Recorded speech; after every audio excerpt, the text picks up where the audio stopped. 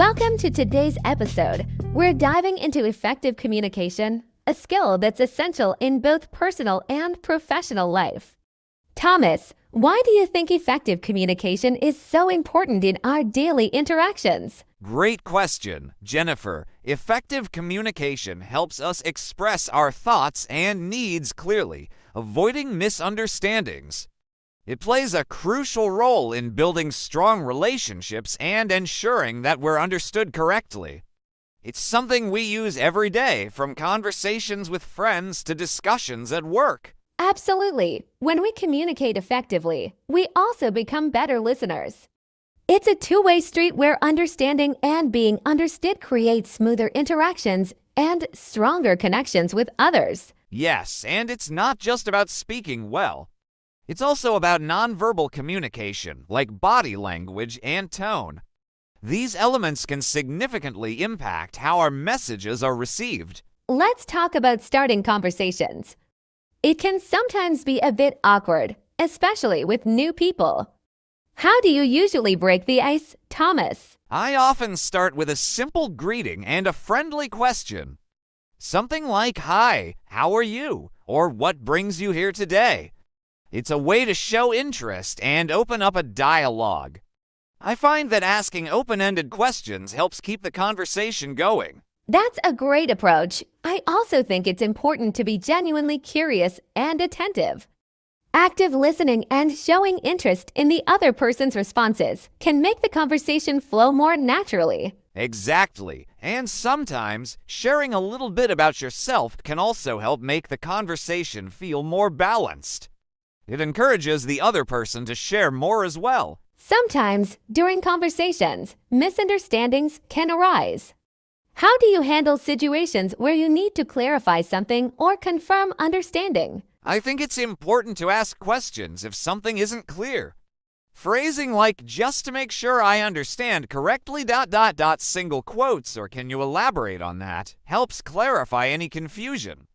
Confirming understanding shows that you're engaged and ensures that both parties are on the same page. Yes, and using phrases like "I see what you're saying, but could you explain a bit more" can be helpful. It not only clears up any misunderstandings, but also demonstrates your willingness to engage in meaningful communication. I agree. It's also important to provide feedback, like summarizing what the other person has said to ensure that you've correctly understood their message. When expressing opinions or preferences, how do you ensure that your message is clear yet respectful? I try to use I statements, like "I think" or "I feel," to express my opinions. This way, it's clear that I'm sharing my personal perspective rather than making general statements. It also helps keep the conversation respectful, especially if opinions differ. That's a good strategy. Being polite and acknowledging other viewpoints can also contribute to a respectful exchange. For example, saying "I understand your point, but I see it differently because ... single quotes helps in presenting your opinion without dismissing the other person's perspective. Yes, and being open to feedback and willing to adjust your viewpoint based on new information is also key to effective communication. Difficult conversations are a part of life. How do you approach these situations to ensure they are productive and respectful? I think preparation is crucial. Knowing what you want to achieve from the conversation and staying calm helps a lot. It's also important to listen actively and acknowledge the other person's feelings or concerns. Absolutely. It helps to stay focused on the issue at hand rather than getting personal or emotional. Using a calm tone and seeking common ground can turn a difficult conversation into a constructive discussion. And sometimes it's okay to take a break if things get too heated. Giving yourself and the other person time to cool off can lead to a more productive conversation later. Nonverbal communication plays a big role in how our messages are received. What are some key aspects of nonverbal communication that you pay attention to? I pay attention to body language, eye contact, and facial expressions. These cues can convey a lot about how someone is feeling or their level of engagement. For instance, maintaining eye contact shows that you're interested and attentive. Yes, and gestures and posture can also provide additional context to your spoken words. Being aware of your own nonverbal signals can help ensure that they match your verbal messages. Exactly. It's all about aligning verbal and nonverbal communication to avoid mixed signals and ensure clarity in your interactions. Miscommunication happens even when we try our best. How do you handle situations when there's been a miscommunication? The first step is to address it calmly. I usually start by acknowledging the misunderstanding and then clarify what was meant. Open dialogue and a willingness to listen can resolve most issues. Yes, and it's helpful to revisit the main points of the conversation to ensure everyone is on the same page. Apologizing if necessary and finding a solution together can also smooth things over. Agreed. Miscommunication can be a learning opportunity, so it's important to approach it with a positive attitude and a focus on finding resolution. Active listening is crucial for effective communication. What techniques do you use to ensure you're really listening and not just hearing? I focus on giving the speaker my full attention and avoiding interruptions. Techniques like nodding and providing verbal acknowledgments, such as "I see" or "that's interesting," help show that I'm engaged. Absolutely. I also find that summarizing what the speaker has said and asking follow-up questions demonstrates active listening. For instance, so what you're saying is ... single quotes helps clarify and confirm understanding. Yes, and reflecting on what the other person has shared before responding can also help ensure that you're truly processing their message rather than just waiting for your turn to speak. Communicating effectively in group settings can be challenging. How do you manage to contribute meaningfully while ensuring everyone's voice is heard? In group settings, I try to be mindful of everyone's contributions and avoid dominating the conversation.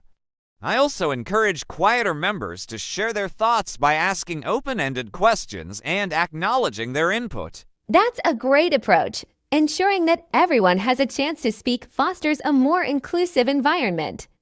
I also think it's helpful to summarize key points periodically to keep the discussion focused and organized. Yes, and being respectful of differing opinions and facilitating constructive dialogue helps maintain a positive and productive group dynamic. Communication styles can vary widely across cultures. How do you approach conversations with people from different cultural backgrounds? I approach these conversations with an open mind and a willingness to learn. Being aware of cultural norms and avoiding assumptions is important. I also ask questions respectfully if I'm unsure about certain practices or preferences. That's a good strategy. I also think being patient and adaptable helps. Understanding that different cultures may have different ways of expressing themselves can help avoid misunderstandings. Exactly. Showing respect for cultural differences and being willing to adapt your communication style as needed fosters better interactions and mutual understanding. Emotions can run high in conversations, especially during conflicts. How do you manage your own emotional reactions to ensure effective communication? I find it helpful to take a deep breath and stay calm. If I feel emotions rising, I try to pause and gather my thoughts before responding. It's also important to recognize and validate the other person's emotions. Yes, emotional awareness is key. Using I statements to express how you're feeling without blaming others can help keep the conversation constructive. For example, I feel frustrated when ... single quotes allows you to communicate your feelings without escalating the situation. Agreed. Managing emotions thoughtfully helps prevent conflicts from becoming personal attacks and keeps the focus on resolving the issue. Providing feedback is an important part of communication. How do you ensure that your feedback is constructive and well received? I focus on being specific and objective. Instead of saying you did a bad job, I would say, I think there's room for improvement in this area because ... single quotes. It's also important to balance criticism with positive feedback. That's a great approach. Using the sandwich method, where you start with positive feedback, then address areas for improvement, and end with another positive note, can make the feedback more digestible. Yes, and being open to receiving feedback yourself and asking for clarification if needed shows that you value a two-way communication process. What steps do you take to continuously improve your communication skills? I practice regularly by engaging in conversations and seeking feedback from others. Reading books or attending workshops on communication can also provide valuable insights and techniques. I agree. Reflecting on past conversations and identifying areas for improvement is also helpful. I try to observe how others communicate effectively and incorporate those strategies into my own interactions. And setting personal communication goals, like improving active listening or reducing filler words, can help you stay focused on making progress. Interruptions are a common issue in conversations. How do you handle them without losing your train of thought? I try to politely acknowledge the interruption and then return to my main point. For example, saying I'll address that in a moment, but let me finish my thought first helps keep the conversation on track. That's a good approach. I also find it helpful to use a brief pause to gather my thoughts if interrupted. It gives me a moment to refocus and continue with my message. Yes, and being respectful of the interrupter's point while gently steering the conversation back can help maintain a positive dialogue. Creating an environment where open dialogue is encouraged can lead to more productive conversations. How do you foster this kind of atmosphere? I make sure to ask open-ended questions and show genuine interest in others' viewpoints. Encouraging everyone to share their thoughts and validating their contributions helps create an open and inclusive dialogue. That's a great approach. I also find that establishing ground rules for respectful communication, like not interrupting and listening actively, sets the tone for open dialogue. Agreed. Providing a safe space where people feel comfortable expressing themselves promotes honest and meaningful conversations. Empathy is a key component of effective communication. How do you practice empathy in your conversations? I try to put myself in the other person's shoes and understand their perspective. Using empathetic phrases like, "I can imagine how you feel," helps convey understanding and compassion. Yes, and being attentive to nonverbal cues can also provide insights into how the other person is feeling. Acknowledging their emotions and showing support helps build a stronger connection. Exactly. Empathy fosters trust and creates a more supportive and collaborative communication environment. Email is a common mode of communication. What tips do you have for writing clear and effective emails? I focus on being concise and organized. Using clear subject lines, bullet points for key information, and a polite tone helps ensure that the message is understood. It's also important to proofread before sending. That's great advice. I also try to be mindful of the recipient's time by keeping emails short and to the point. Including a clear call to action and providing necessary details helps the recipient respond effectively. Yes, and being respectful of email etiquette, like using appropriate greetings and closings, contributes to clear and professional communication. Visual aids can enhance communication. How do you use visual aids effectively in your interactions? I use visual aids like charts, diagrams, or slides to support my points and make complex information more accessible. It's important to ensure that visual aids are clear and relevant to the discussion. That's a good approach. Visual aids should complement your message and help clarify key points. Keeping them simple and avoiding clutter ensures that they enhance rather than distract from the communication. Exactly. Visual aids can be powerful tools for reinforcing your message and making information more engaging. Adapting your communication style to different situations and audiences is important. How do you adjust your style based on the context? I consider the audience and the purpose of the communication. For formal settings, I use a more professional tone and structured approach, while in casual settings, I might be more relaxed and conversational. That's a good strategy. Being aware of the context and tailoring your communication style helps ensure that your message is appropriate and effective for the situation. Yes, and being adaptable shows that you're attentive to the needs of your audience and the nature of the interaction. Conflicts can arise in any conversation. How do you handle conflicts to ensure a constructive resolution? I approach conflicts with a focus on finding common ground and understanding the other person's perspective. I use techniques like active listening and expressing my own concerns calmly to work towards a solution. That's a great approach. It's important to address conflicts openly and respectfully, aiming for a resolution that satisfies both parties. Keeping emotions in check and focusing on the issue rather than personal differences helps maintain a constructive dialogue. Exactly. Handling conflicts with a positive attitude and a willingness to compromise leads to better outcomes and strengthens relationships. How do you manage communication when you're under pressure or in high-stress situations? I try to stay calm and focused. Taking deep breaths and organizing my thoughts before speaking helps me communicate more clearly. It's also important to prioritize the key points and address them concisely. Yes, managing stress is crucial for effective communication. Practicing mindfulness and preparation can help you stay composed and articulate, even under pressure. Exactly. Being aware of your body language and tone in stressful situations also helps ensure that your message remains clear and effective. Assertiveness is important for clear and confident communication. How do you practice assertiveness without coming across as aggressive? I focus on expressing my thoughts and feelings honestly while respecting the other person's perspective. Using I statements, such as I feel or I believe, helps avoid sounding confrontational. Assertiveness is about being clear and direct without disregarding others' opinions. That's a good approach. Being assertive also involves setting boundaries respectfully.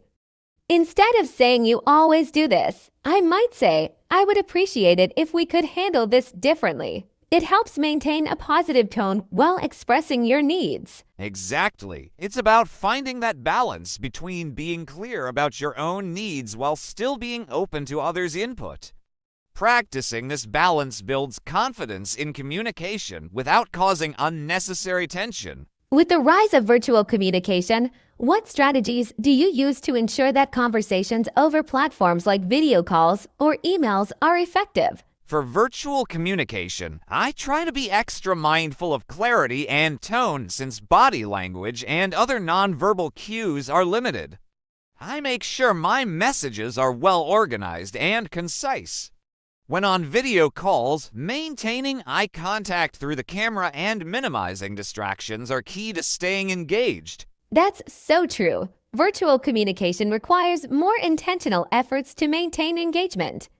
I also think it's important to confirm understanding more frequently.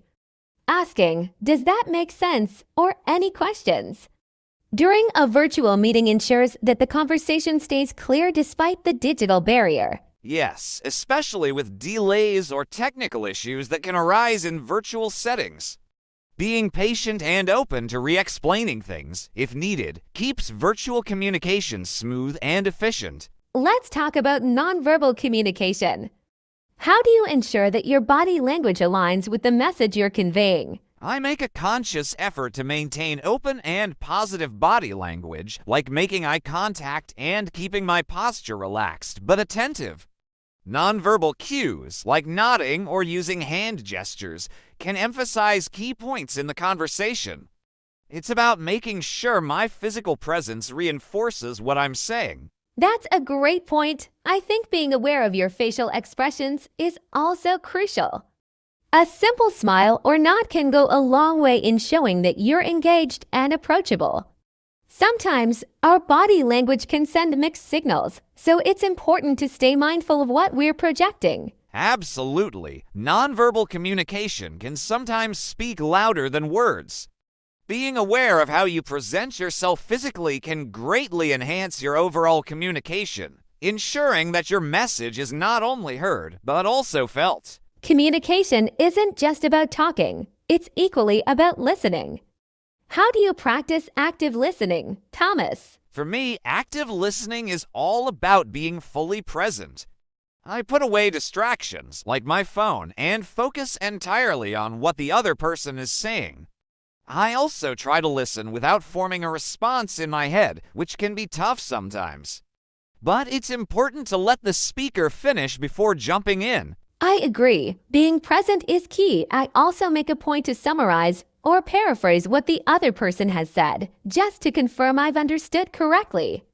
It's a small gesture, but it shows that I'm truly engaged in the conversation. Exactly. Reflecting back what you've heard not only clarifies the message, but also builds trust. The speaker knows you're invested in the conversation, which leads to more meaningful dialogue. Misunderstandings can happen to anyone. Jennifer, how do you handle it when there's been a miscommunication in a conversation? When I realize there's been a miscommunication, the first thing I do is pause and clarify. I'll say something like, I think there's been a misunderstanding. Let's go over that again. I try to avoid getting defensive and focus on finding common ground. That's a great approach. I also try to own up to my part in the misunderstanding. If I wasn't clear, I'll acknowledge that and rephrase my message in a simpler way. It's important to approach the situation calmly and not let frustration escalate the issue. Right, staying calm is crucial. Miscommunication is just a part of life, but how we handle it can either resolve the issue or make it worse. So, taking a step back and approaching it constructively makes all the difference. Rapport is so important in effective communication. How do you go about building rapport with someone you're speaking to for the first time? I usually start by finding common ground. Whether it's a shared interest or a mutual acquaintance, connecting on something familiar helps establish a comfortable atmosphere. I also use open-ended questions to encourage the other person to share more about themselves. That's a smart way to approach it. I think matching the other person's energy can also help. If they're more laid back, I might keep the conversation light, whereas if they're more enthusiastic, I'll match that tone to keep the flow natural.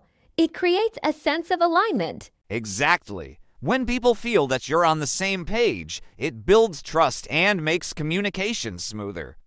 Even small gestures like smiling and maintaining eye contact can make the other person feel more at ease. Small talk might seem insignificant, but it's an essential part of building relationships. Do you have any tips for making small talk more engaging? Definitely. I think asking questions beyond the typical "how are you" can make a big difference. For example, asking, "What's the most exciting thing that happened to you this week?" Or "What are you passionate about?" gives the conversation more depth and opens the door to a more meaningful connection. That's a good tip. I also think sharing a bit about yourself helps keep the conversation flowing. Offering a personal anecdote or mentioning a hobby gives the other person something to connect with, which takes the small talk to a more engaging level. Exactly. Small talk doesn't have to be dull. With a little creativity, it can be the start of a deeper conversation that builds rapport and connection. Ending a conversation can sometimes be awkward. How do you wrap up a conversation smoothly, Thomas? I try to leave on a positive note.